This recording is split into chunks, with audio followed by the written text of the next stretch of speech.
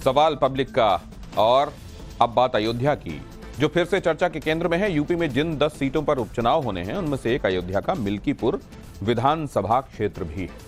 मिल्कीपुर में BJP candidate को जिताने की जिम्मेदारी खुद योगी आदित्यनाथ ने अपने कंधों पर ली।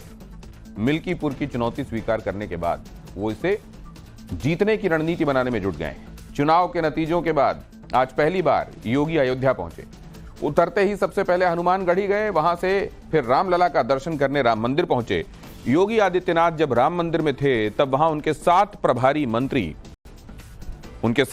प्रभारी मंत्री सूर्य प्रताप शाही से लेकर विधायक वेद प्रकाश गुप्ता, अमित सिंह चौहान सरीखे नेताओं के अलावा श्री राम जन्मभूमि तीर्थ क्षेत्र ट्रस्ट के महासचिव चंपत राय भी मौजूद थे।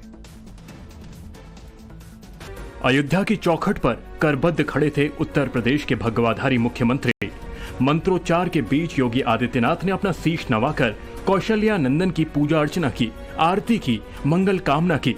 अयोध्या के सबसे भव्य और दिव्य मंदिर में स्थापित रामलला को पूजने से पहले मुख्यमंत्री योगी आदित्यनाथ राम भक्त हनुमान के दरबार में हाजिरी लगाकर आए थे। अयोध्या आगमन के तुरंत बाद मुख्यमंत्री सीधे हनुमानगढ़ी पहुंचे थे। अयोध्या के मध्य में स्थित अंजनी पुत्र के इस मंदिर में विधि विधान के साथ पूजा की। पवन सुत से अखंड आशीर्वाद लेने के बाद सीएम योगी रामलला का दर्शन करने पहुंचे थे। उस राम मंदिर में जो सनातनी आस्था का केंद्र बिंदु है, जहां सदियों की प्रतीक्षा के बाद सनातनियों की प्रतिज्ञा की पूर्णता इस अलौकिक मंदिर में परिलक्षित हो रही है, जिस मंदिर का अभी सिर्फ 80% काम ही पूरा हुआ है। भूतल के बाद प्रथम तल और अब द्वितीय तल का निर्माण तेजी के साथ किया जा रहा है, जिस पर 161 फीट ऊंचाई वाले मंदिर के शिखर का निर्माण किया जाएगा। दिसंबर 2024 तक मंदिर को पूरी तरह बनाने का लक्ष्य रखा गया है। इसके साथ ही मंदिर की 800 मीटर की परिधि में 6 मंदिरों वाले परकोटे का निर्माण किया जा रहा है। इसके अलावा मंदिर में मूलभूत सुविधाएं भी विकसित की जा रही हैं। श्री राम जन्मभूमि मंदिर परिसर में श्री सप्तऋषि मंदिर का निर्माण कार्य किस तरह तेजी से चल रहा है, उसकी ये तस्वीरें हैं। दावा किया जा रहा है कि दिसंबर 2025 तक संपूर्ण मंदिर परिसर का निर्माण पूरा कर लिया जाएगा। जारी मंदिर निर्माण के बीच रामलला अपने आसन पर विराजमान हैं, जहां हर रोज राम भक्तों की टोली अपने आराध्य की आराधना करने के लिए पहुंचते हैं। जहां चुनावी नतीजों के बाद पहली बार योगी आदित्यनाथ मंदिर में दर्शन करने पहुंचे थे। हालांकि इससे पहले 12 जुलाई को छत्तीसगढ़ के मुख्यमंत्री पूरे मंत्रिमंडल के साथ रामलला का दर्शन करने पहुंचे थे। 21 जून को मध्य प्रदेश के मुख्यमंत्री मोहन यादव ने अयोध्या पहुंचकर रामलला का दर्शन किया था। उससे पहले 8 जून को असम के मुख्यमंत्री हेमंत बिस्वा शर्मा 11 सांसदों के साथ रामनगरी पहुंचकर रामलला की पूजा अर्चना की थी। अब स्वयं योगी आदित्यनाथ ने राम मंदिर में रामलला का दर्शन किया है।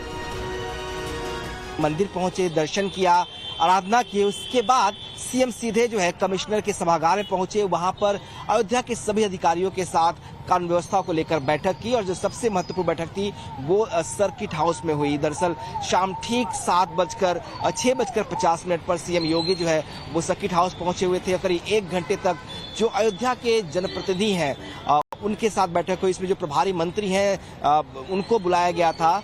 इसके अलावा तमाम अधिकारी जो थे वो भी मौजूद थे। कहा जा रहा है कि उत्तर प्रदेश में जो 10 सीटों पर बाई इलेक्शन होने वाले हैं उसकी कमान खुद सीएम योगी ने अपने हाथों में संभाली हुई है। मुख्यमंत्री योगी आदित्यनाथ का ये अयोध्या दौरा इसलिए भी अहम है क्योंकि चंद घंटे पहले ही लखनऊ के पावर सेंटर में यूपी बीजेपी के शीर्ष नेताओं का जमावड़ा लगा था। मुख्यमंत्री आवास पर हुई इस बैठक में सीएम योगी के अलावा उनके दोनों डिप्टी सीएम यानी केशव प्रसाद मौर्य और ब्रजेश पाठक मौजूद थे। बीजेपी के प्रदेश अध्यक्ष भूपेंद्र चौधरी और महासंगठन मंत्री डॉक्टर धर्मपाल सिंह थे। इसमें तय किया गया कि जिस 10 सीटों पर उपचुनाव होना है वहां का मोर्चा यही 5 बड़े नेता संभालेंगे। सीएम योगी आदित्यनाथ को कटेहरी और मिल्कीपुर विधानसभा सीट की जिम्मेदारी मिली है। डिप्टी सीएम केशव प्रसाद मौर्य को फूलपुर और मंझुआ, तो ब्रजेश पाठक को सीसामऊ और करहल सीट की कमान सौंपी गई है। बीजेपी प्रदेश अध्यक्ष भूपेंद्र चौधरी को कुंदरकी और मीरापुर, तो संगठन महामंत्री धर्मपाल सिंह को गाजियाबाद और खैर सीट की जिम्मेदारी सौंपी गई है। अब यही 5 बड़े नेताओं के कंधों पर उपचुनाव की जिम्मेदारी है। दरअसल लोकसभा चुनाव के बाद खाली हुई विधानसभा की 10 सीटों पर उपचुनाव होने जा रहा है। इन 10 सीटों में से 5 सीटें पहले समाजवादी पार्टी के पास थीं, 3 सीटें भारतीय जनता पार्टी और 1 सीट आरएलडी और 1 सीट निषाद पार्टी के पास थी। लेकिन इन 10 सीटों में से सबसे महत्वपूर्ण सीट मिल्कीपुर बनी हुई है, जिसपे चुनाव सबसे दिलचस्प होने जा रहा है। वही मिल्कीपुर जो अयोध्या जिले में है, जहां के विधायक अवधेश प्रसाद फैजाबाद के सांसद बने, वही मिल्कीपुर जिसके सियासी अस्तित्व में आने के बाद से वहां पर अब तक सिर्फ 2 बार ही बीजेपी जीत पाई है, वो भी तब जब भगवा पार्टी की प्रचंड लहर थी। ऐसे में जब योगी आदित्यनाथ ने खुद मिल्कीपुर में बीजेपी की विजय पताका लहराने की जिम्मेदारी ली है, तो सवाल है योगी आदित्यनाथ ने मिल्कीपुर की जिम्मेदारी खुद क्यों ली है? जहां सिर्फ 2 बार बीजेपी जीती, वहां योगी कमाल कर पाएंगे? क्या भदरसा रेप कांड का सियासी असर मिल्कीपुर पर पड़ेगा? इन तमाम सियासी सवालों का जवाब जानने से पहले ये जान लीजिए कि इस वक्त यूपी के मुख्यमंत्री सियासी तौर पर दोनों छोर पर खड़े हैं।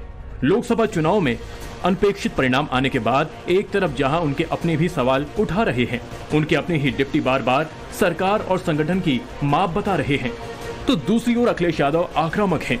केशव मौर्य की आड़ में सियासी प्रहार कर रहे हैं। सिर्फ केशव मौर्य नहीं, अवधेश प्रसाद को हथियार बनाकर भी लगातार संकेतों में प्रहार कर रहे हैं। फैजाबाद के सांसद को प्रतिष्ठा के प्रत्यय से महानता का पर्याय बताकर कुछ यूं योगी पर नश्तर चला रहे हैं। लोकतंत्र रक्षक सेनानी आइए, लोकतंत्र रक्षक सेनानी ये खड़े हमारे साथ, अवधेश जी, राजा अयोध्या।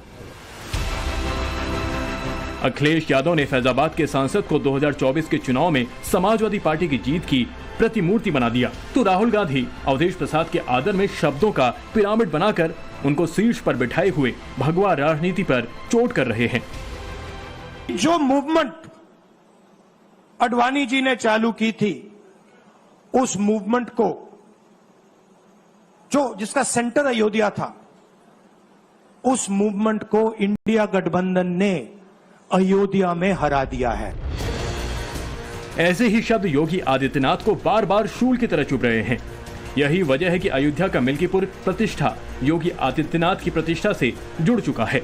उन्होंने मिल्कीपुर को जिताने की जिम्मेदारी अपने ऊपर ले ली है, ये जानते हुए भी कि 1967 में ये विधानसभा वजूद में आया था। तब से सिर्फ 1967 में यहाँ से जनसंघ जीता था और फिर 1991 में बीजेपी जीती। 2017 में भी बीजेपी ने यहाँ से जीत दर्ज की। कभी कम्युनिस्ट पार्टी का गढ़ रहे मिल्कीपुर में 1998 से 5 बार समाजवादी पार्टी ने जीत हासिल की है। अवधेश प्रसाद 2 बार यहां से विधायक रहे हैं। 2022 के विधानसभा चुनाव में अवधेश प्रसाद ने बीजेपी के गोरखनाथ को 12,923 वोटों से हराया था। इस बार चर्चा है कि समाजवादी पार्टी अपने नए नवेले पोस्टर बॉय यानी अवधेश प्रसाद के जरिए परिवारवाद को विस्तार देगी। अवधेश प्रसाद के सुपुत्र अजीत को समाजवादी पार्टी में टिकट का सबसे तगड़ा दावेदार बताया जा रहा है। पिछले दिनों समाजवादी पार्टी के जिला अध्यक्ष पारसनाथ यादव ने संकेतों में ही उनकी दावेदारी की बात कही थी, लेकिन शीर्ष नेतृत्व ने अभी फैसला नहीं किया है। दूसरी ओर बीजेपी की ओर से कई नामों की चर्चा है, लेकिन अभी कुछ भी फाइनल नहीं हुआ है। भगवा पार्टी इसलिए भी मिल्कीपुर को लेकर माथापच्ची कर रही है क्योंकि वहां के उपचुनाव को लेकर समाजवादी पार्टी का ट्रैक रिकॉर्ड बेहद शानदार रहा है। मिल्कीपुर विधानसभा सीट 1967 में बनने के बाद से अभी तक 2 बार उपचुनाव हुए हैं और अब तीसरी बार चुनाव होने जा रहे हैं।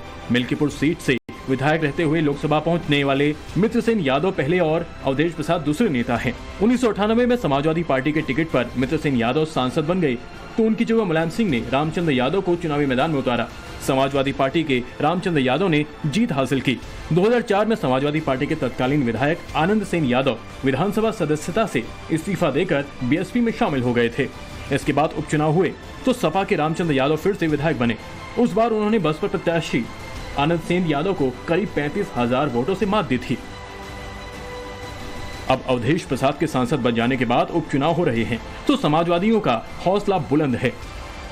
उपचुनाव को लेके भारतीय जनता पार्टी भले अयोध्या में डेरा डाले हो, माननीय मुख्यमंत्री जी डेरा डाले हो, लेकिन समाजवादी पार्टी का पीडीए फॉर्मूला हिट है। समाजवादी पार्टी लगातार भारतीय जनता पार्टी से बेरोजगारी को लेके, महंगाई को लेके सवाल पूछ रही है। अयोध्या को लेकर जनता जान चुकी है, कि ये वो लोग हैं जो धर्म के नाम पर व्यापार करते हैं। अयोध्या में हजारों हजार घर गिराए गए, उनको मुआवजा नहीं दिया।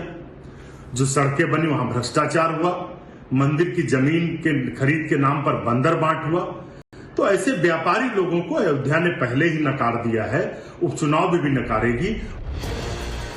समाजवादी पार्टी के नेताओं के आत्मविश्वास की दीवार को ढहाने की चुनौती योगी आदित्यनाथ ने स्वीकार की है। पिछले 7 सालों से देश के सबसे बड़े सूबे की सत्ता पर काबिज योगी अच्छी तरह जानते हैं कि 24 के चुनाव में फैजाबाद हारने की जड़ में क्या है।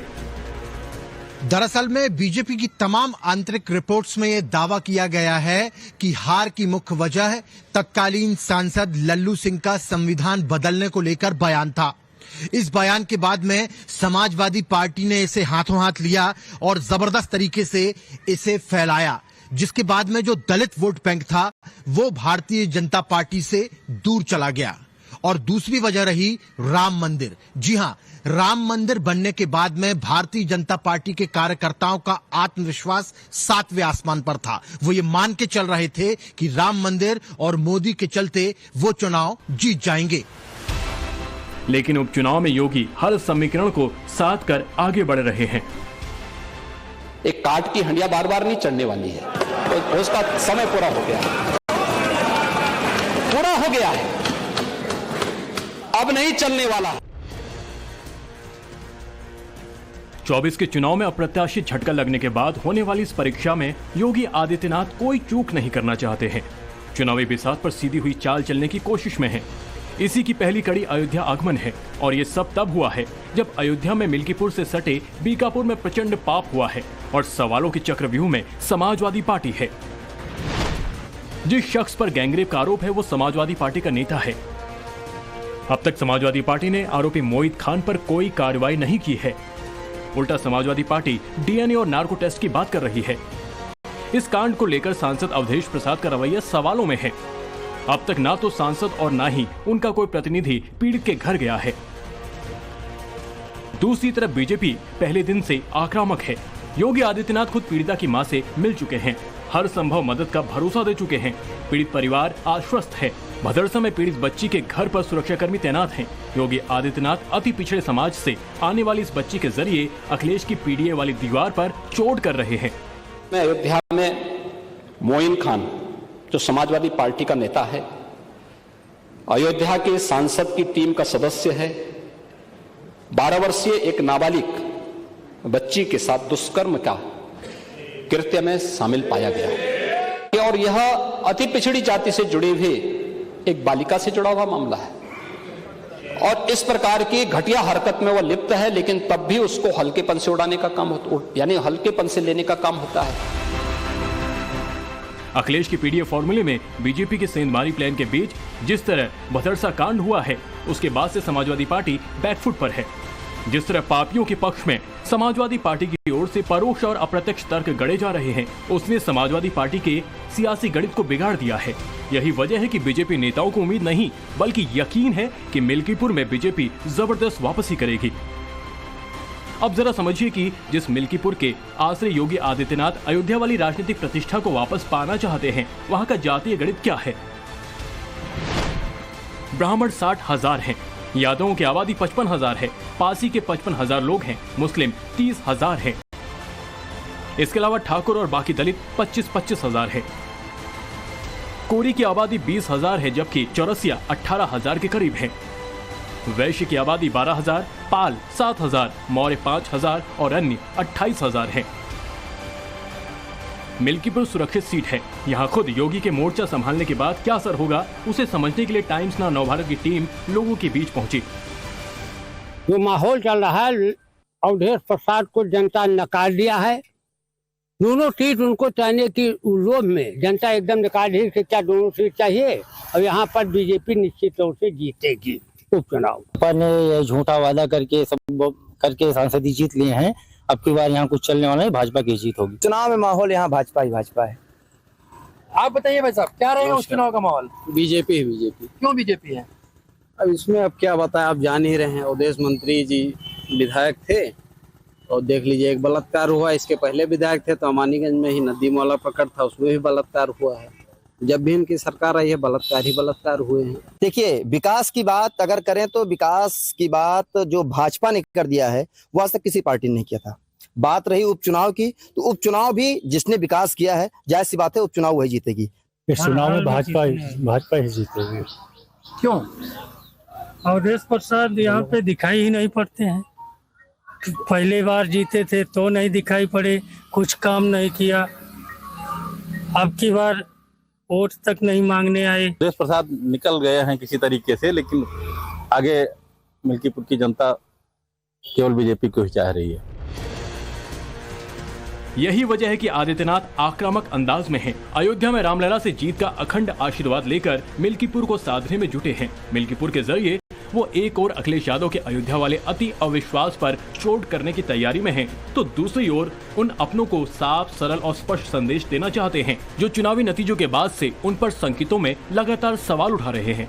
हालांकि ये वो अच्छी तरह जानते हैं कि तमाम समीकरण समाजवादी पार्टी के पक्ष में हैं, क्योंकि सबको चौंकाने की तैयारी में जुट चुके हैं।